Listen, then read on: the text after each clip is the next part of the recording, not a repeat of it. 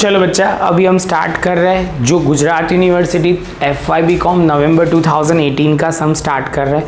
ये जो कंसेप्ट है वो इंडिपेंडेंट ब्रांच वाला कंसेप्ट है, तो ध्यान से आपने ये देखना है। पहला सम है, स्टेप बाय स्टेप प्रॉपर करेंगे जिससे आपको क्लैरिटी आ जाएगी। तो प्रॉपर नोटबुक में पहले बच्चा आप रेडी रखो, जिसमें यहाँ पे इंडिपेंडेंट ब्रांच ऐसा वर्ड लिखा होगा वो ध्यान से आपको समझना है। तो फर्स्ट ऑफ ऑल बच्चा चलो पढ़ना शुरू। चलो बच्चा, तो अब स्टार्ट करते हैं सम को। तो सम में इंफॉर्मेशन क्या है, तो सम में आपको यहाँ पे दिया हुआ है Vardhman traders of Rajkot as a independent branch at Vadodara. तो यहाँ पे एक हिंट के तौर पे आपको दिया गया है इंडिपेंडेंट ब्रांच। इंडिपेंडेंट ब्रांच है तो ब्रांच अपना अकाउंट्स खुद ही बना रहा है, सब कुछ वही मेंटेन कर रहा है। तो यहाँ पे आपको इंफॉर्मेशन ये समझना है कि इंडिपेंडेंट ब्रांच होगा तो वो उसका सारा ट्रेडिंग, P&L, बैलेंस शीट और लास्ट में बोला होगा कि HO अकाउंट बनाना है। अब यहाँ पे जैसे ये लाइन पढ़ते हैं उसके बाद लास्ट लाइन पढ़ते हैं, from the above information prepare trading account, P&L account and balance sheet in the books of branch. कौन सी बुक में, ब्रांच की बुक्स में लिखना है। अब तक हम कौन सी बुक में लिखते थे, तो बच्चा आप बोलोगे सर अब तक हम HO की बुक में लिखते थे। ये पहली बार आया जिसमें ब्रांच अपने खुद अकाउंट मेंटेन करता है। यहाँ पे क्या नहीं बोला बच्चा, तो उन्होंने ऐसा नहीं बोला कि यहाँ पे आपको इतनी हिंट के तौर पे वो नहीं बोला है कि HO अकाउंट आपको बनाना है, वो नहीं बोलेंगे तो भी हमें HO अकाउंट बनाना ही पड़ेगा, अदरवाइज हमारा सम खत्म नहीं होगा। तो इतना पहले क्लियर हो जाए। अब दूसरा पॉइंट यहाँ से शुरू करते हैं। तो यहाँ पे बोला हुआ है following is the trial balance of Vadodara branch as on 31/3/2018। तो बच्चा देखो, सबसे पहले हमने क्या बनाया है, तो branch trading account, P&L account, और यहाँ पे बोला गया है कि ब्रांच अकाउंट जो हम बनाएंगे वो कौन सी डेट पे, एट एज 31 मार्च 2018। अब बच्चे यहाँ पे मैंने लायबिलिटी, असेट वो लिखा हुआ है। जो मेन पॉइंट है ये ध्यान में रख लो। सबसे पहले ये तो फिक्स मैंने लिख ही दिया है, आपको भी ध्यान रखना है। सबसे पहले क्या होगा, इसमें ये जो है डेप्रिसिएशन चेंज होता रहेगा। क्या होगा बच्चा, डेप्रिसिएशन हर एक सम में आएगा ऐसा ज़रूरी नहीं है, वो चेंज होता जाएगा। यहाँ पे डायलॉग ऐसा बोला होगा कि जब भी ब्रांच का जो फिक्स असेट है वो कौन मेंटेन करता है, HO मेंटेन करता होगा, तो हेड ऑफिस में लिखेंगे, ऐसा सम में स्पेसिफाई किया होगा। बच्चा वो हम आएगा तब और डिटेल में देखेंगे। सबसे पहले ओपनिंग बैलेंस, प्रॉफिट जो होता है वो लिखेंगे, और जो मैंने डायलॉग समझाया था रेमिटेंस इन ट्रांजिट, तो वो जो भी चीज़ है यहाँ पे हम लिखेंगे। रेमिटेंस इन ट्रांजिट की दूसरी इफेक्ट यहाँ पे आएगी, बैलेंस शीट में असेट साइड पे आएगी। बस उतना पॉइंट ध्यान में रखना है। तो बच्चा सम कैसे स्टार्ट करना है, बहुत बेसिक लेवल से स्टार्ट करते हैं, एकदम सिंपल है। तो यहाँ पे आप देखोगे तो सबसे पहले परचेज दिया हुआ है, गुड्स रिसीव फ्रॉम HO। एक डायलॉग मुझे और बोलना पड़ेगा, ये इंडिपेंडेंट ब्रांच है। इंडिपेंडेंट मतलब वो किसी भी HO पे डिपेंडेंट नहीं है, वो HO से भी गुड्स लेगा, मतलब HO से भी गुड्स परचेज कर सकते हैं, मतलब वहां से भी आएगा और खुद भी बाहर से भी परचेज करेगा। याद हो तो अभी आगे के सम में हमने क्या किया था, यहाँ ट्रेडिंग अकाउंट में खाली हम लिखते थे, क्या लिखते थे, तो आप बोलोगे सर हर बार हम लिखते थे गुड्स सेंड बाय HO, उसके बाद रिटर्न करते थे और हमारा सम खत्म हो जाता था। लेकिन यहाँ परचेज भी आ सकता है अब आगे जाके, क्योंकि इंडिपेंडेंट ब्रांच है तो ब्रांच अपने आप में खुद परचेज कर सकता है। तो वो एक पॉइंट ध्यान में रखना है। तो अब बच्चा एक एक पॉइंट पढ़ना शुरू करते हैं और लिखना भी शुरू करते हैं। यहाँ पे परचेज एंड सेल, अब कई बच्चों को ना यहाँ कंफ्यूजन होता है, तो मैं आपको बोलूँगा कि ऑलवेज परचेज का डेबिट बैलेंस होता है, तो ये आपको ध्यान में रखना है, और सेल का क्रेडिट। ये छोटी छोटी बातें लेकिन बहुत इंपॉर्टेंट जो आपकी गलती करवा सकता है।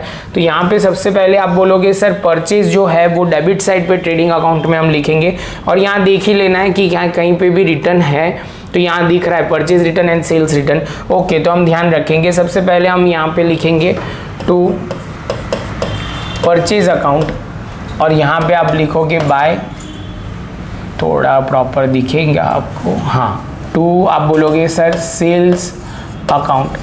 अब बच्चा जो ध्यान में रखना है वो पॉइंट है, परचेज अकाउंट में कितनी अमाउंट है, तो 2 लाख एंड 8 लाख। कितना है बच्चा, तो आप बोलोगे सर यहाँ लिखो 2 लाख, डेबिट साइड पे इसलिए डेबिट साइड की अमाउंट, और यहाँ पे 8 लाख,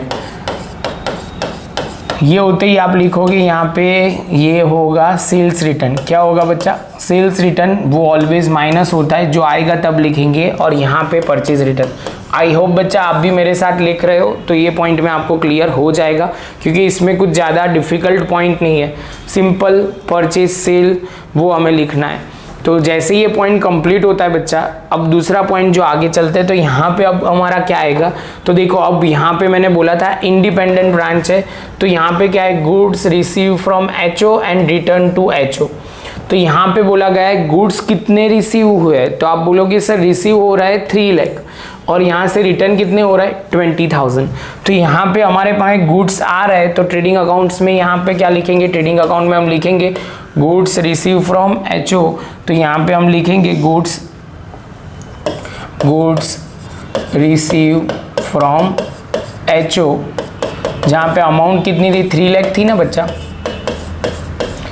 3 लाख। और रिटर्न कितना था? तो आप बोलोगे सर रिटर्न हमारा था वो 20,000, उन्होंने बोल ही दिया था, तो यहाँ पे हम लिखेंगे 2,80,000।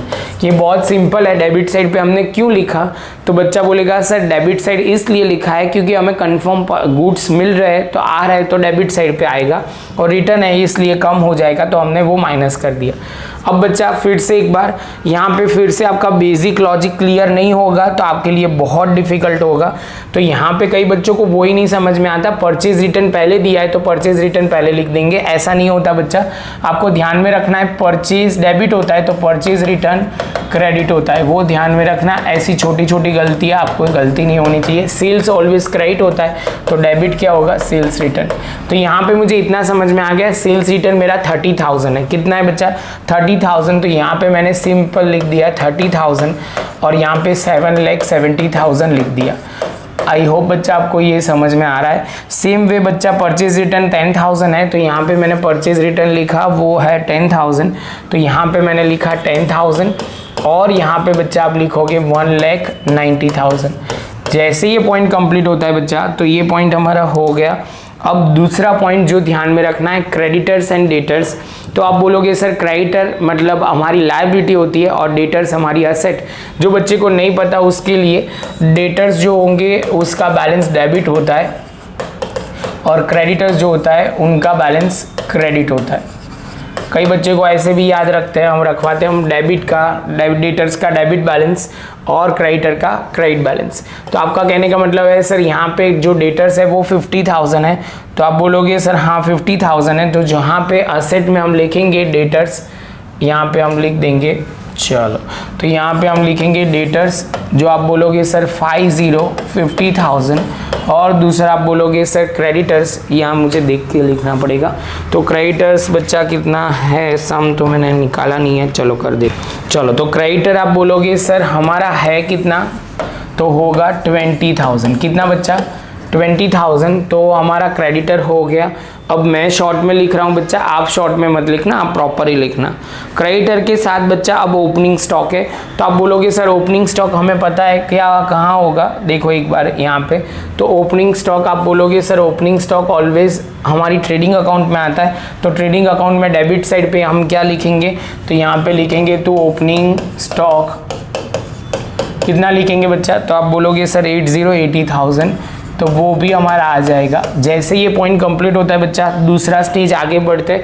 ऑफिस एक्सपेंस बच्चा कहाँ पे आएगा, तो आप बोलोगे सर ऑफिस एक्सपेंस नाम में ही है, वो पीएनएल अकाउंट तो एकदम परफेक्ट, तो यहाँ पे आ जाएगा ऑफिस एक्सपेंस। तो यहाँ पे PNL branch profit and loss, यहाँ पे हम लिखेंगे डेबिट साइड पे ऑफिस एक्सपेंस, और हमारा कितना है बच्चा 10,000 आएगा। कितना आएगा बच्चा 10,000। तो एक पॉइंट वो ध्यान में रखना है। उसके बाद बच्चा आपको क्या ध्यान में रखना है, ऑफिस एक्सपेंस के बाद बच्चा कैश बैलेंस है।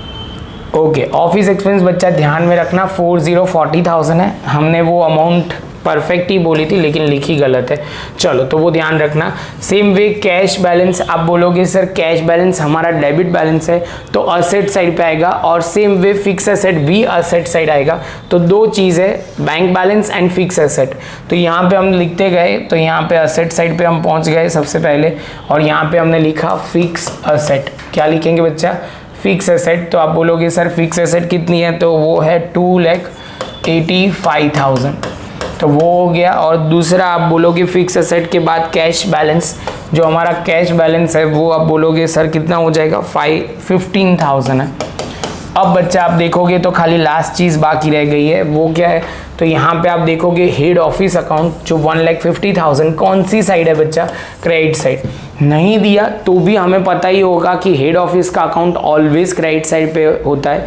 ज़्यादातर मेजोरिटी में क्या होता है, ब्रांच को हेड ऑफिस को देना ही होता है, लायबिलिटी वर्ड में ही आता है। तो बच्चा आप बोलोगे सर 1,50,000 हम बैलेंस BD जो हमने लिखा था यहाँ पे हेड ऑफिस अकाउंट, तो यहाँ पे हम लिख देंगे यहाँ पे कितना, तो ये हेड ऑफिस अकाउंट है और यहाँ पे आप बोलोगे 1,50,000 हमने यहाँ पे लिख दिया। जैसे ये पॉइंट कंप्लीट होता है बच्चा, तो अब दूसरा पॉइंट क्या आएगा, यहाँ पे है अब जो दिखाना पड़ेगा। तो यहाँ पे आप बोलोगे सर यहाँ पे हमारा कितना है, तो यहाँ पे बोला हुआ है closing stock on 31 March 2018 was 30,000। Closing stock है, एडजस्टमेंट है, तो इसकी ऑलवेज दो इफेक्ट आएगी।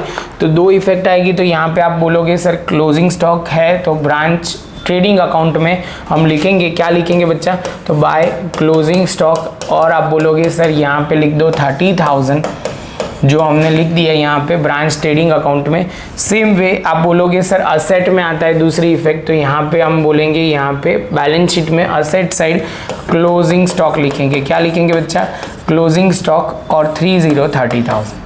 इतना खत्म हो जाने के बाद बच्चा अब हम आगे जा सकते हैं। तो यहाँ पे अब इंफॉर्मेशन क्या है, तो अब हमारा दिया हुआ है कैश इन ट्रांजिट या कैश रेमिटेंस, जो भी वर्ड दिया है, send by the branch which is not receive by head office till the date of 31 March 2018। जब तक हमने अकाउंट बनाए तब तक ये इन्फॉर्मेशन नहीं आई थी। 20,000 उन्होंने भेजा था लेकिन अभी मिला नहीं है उनको। तो आप बोलोगे सर इसमें पहले भी आपने समझाया था, कैश इन ट्रांजिट हमारा जो वर्ड आएगा वो कितना है, तो पहले तो आप बोलोगे सर यहाँ पे 20,000 हमारे पास है, तो हम यहाँ पे लिख देंगे कैश इन ट्रांजिट, या आप बोलोगे रेमिटेंस इन ट्रांजिट, तो वो आ जाएगा। और दूसरा आप बोलोगे सर यहाँ पे हम लिख देंगे असेट साइड पे कैश, असेट साइड पे कैश इन ट्रांजिट, तो ये ध्यान में रखना है। तो वो एक पॉइंट इंपॉर्टेंट है, जैसे ये पॉइंट कंप्लीट होता है बच्चा तो ये पॉइंट ध्यान में रखना, यहाँ पे अमाउंट आ जाएगी 20,000। इसके साथ बच्चा हमारा सारा पॉइंट खत्म। आप देखोगे तो मेजॉरिटी हमने सब कुछ कवर कर लिया है, कोई भी एक चीज़ बाकी नहीं है। पहले उससे पहले मैं ये समझा दूँ, यहाँ पे ब्रांच P&L अकाउंट प्रॉफिट आएगा तब आएगा, और डेप्रीशिएशन इसमें नहीं आएगा। क्योंकि डेप्रीशिएशन क्यों नहीं आएगा, तो बहुत सिंपल बात है बच्चा, क्योंकि यहाँ पे बोला हुआ है कि डेप्रीशिएशन के रिलेटेड कोई एडजस्टमेंट या कोई इन्फॉर्मेशन नहीं है, इसलिए नहीं आएगा, बस वो ध्यान रखना है। तो जैसे ये पॉइंट कंप्लीट होता है बच्चा, तो हम आगे चलते हैं, ट्रेडिंग अकाउंट को क्लोज करते हैं। सबसे पहले यहाँ पे लिखेंगे तो कितना हो जाएगा बच्चा, 8 लाख आ जाएगा। चलो 8 लाख में से आप ये सब कुछ माइनस करो तो कितना आ जाएगा, तो यहाँ पे हम लिखेंगे 8 लाख। चलो बच्चा, तो डिफरेंस आ रहा है 2,50,000, तो यहाँ पे हमने लिखा gross profit transfer to P&L account, और यहाँ लिखेंगे by gross profit transfer from trading account, कितना लिखेंगे बच्चा, तो आप बोलोगे सर 2,50,000। देखो बच्चा ये टोटल में तो कैसा है, यहाँ पे कुछ है ही नहीं और इन्फॉर्मेशन कुछ भी नहीं है, तो यहाँ पे मैंने टोटल किया 2,50,000, और यहाँ पे आप लिखोगे 2,50,000, तो ये भी हो जाएगा। उसके बाद बच्चा आप बोलोगे सर यहाँ डिफरेंस ले लेंगे, तो यहाँ पे हो जाएगा नेट प्रॉफिट 2,10,000। आप देखोगे तो आंसर टैली हो जाएगा आपका ये पॉइंट भी। और ये डेबिट साइड है, तो ऑलवेज यहाँ पे होगा जो हमने ब्रांच P&L अकाउंट लिखा है वहाँ पे आ जाएंगे 2,10,000। तो ये 2,10,000 टोटल करते हैं बच्चा तो कितना हो जाएगा, 3,80,000। सेम वे बच्चा यहाँ पे भी लिखेंगे 3,80,000, तो ये हो गया। और आप बोलोगे सर यहाँ पे हम लिखेंगे टू बैलेंस कैरिड डाउन, कितना बच्चा, तो आप बोलोगे सर 3,80,000। अब ये कहाँ लिखेंगे, तो ध्यान में रखना ये हमारा लायबिलिटी साइड आ जाएगा। यहाँ पे हम लिखेंगे HO अकाउंट 3,80,000, तो यहाँ पे टोटल करेंगे तो ये आ जाएगा, देखने से ही 4 लाख दिख रहा है, टोटल करोगे तो आ जाएगा। यहाँ पे भी यहाँ एक बार कर लो क्योंकि अमाउंट एक बार टैली हो जाए, तो यहाँ पे आपका आंसर आ रहा है 4 लाख। इसके साथ बच्चा हमारा ये सम खत्म हो जाएगा। आप टोटल टैली करोगे तो यहाँ पे 4 लाख आ जाएगा। बच्चा बहुत सिंपल सम है, इससे हम एक से ज़्यादा सम इसमें डिस्कस करने वाले हैं जिससे आपको क्लैरिटी बहुत आ जाएगी। तो प्रॉपर नोटबुक में लिख लो बच्चा। मिलते हैं नेक्स्ट लेक्चर में नए सम।